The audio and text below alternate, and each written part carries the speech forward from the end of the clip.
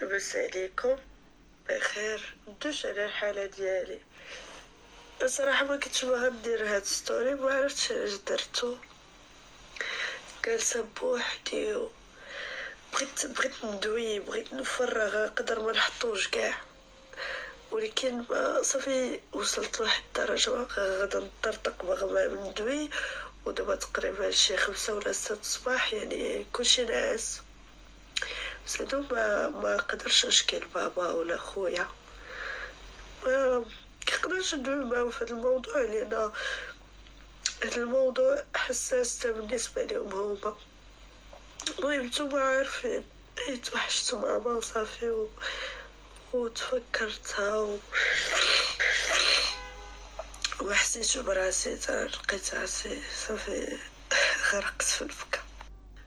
ما عرفتش غير انا ما عرفتش غير انا بوحدي انا بوحدي اللي كيطرالي بحال هكا، ولا اي واحد ميتين لي والديه كيطرالي بحال هكا. حيت شوفوا، انا حاولت بزاف نصبر، حاولت ننسي باي حاجه، ولكن ما قدرتش ننسى ماما كاع والله. والو حاولت فريمون، حاولت ديال الصح، ما قدرتش. فيما كنجي كنحط راسي على المخدة نحاول ما نبكيش. اسمحوا لي والله، غير بغيت ندوي، بغيت نخرج.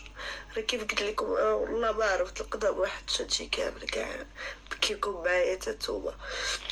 قلت لكم كنحط راسي على المخدة، صافي كيبدا يدور لي السيناريو ديال حياتي كامله مع ماما مع مخلوقه دابا مني فيه.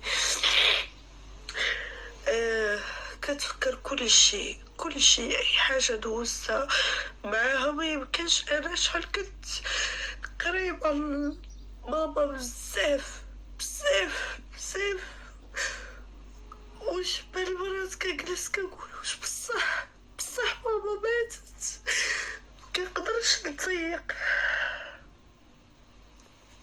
ما عرفتش واش مرض نفسيا ولا هادشي عادي، يعني حيت يلا عام ونص تقريبا باش ماتت ماما. ما عرفتش واش زعما كاع الناس اللي توفاو ليهم والديهم كيحسوا بحال هكا، ولا شنو بالضبط. ولكن فريمون انا كنت علاقتي بماما قريبه بزاف لواحد الدرجه ما كنتصورش. كنقول لكم انا وياها صحابات، راكم شفتوا كنت كنخرج انا وياها، اي حاجه كنت كنديرها انا وماما.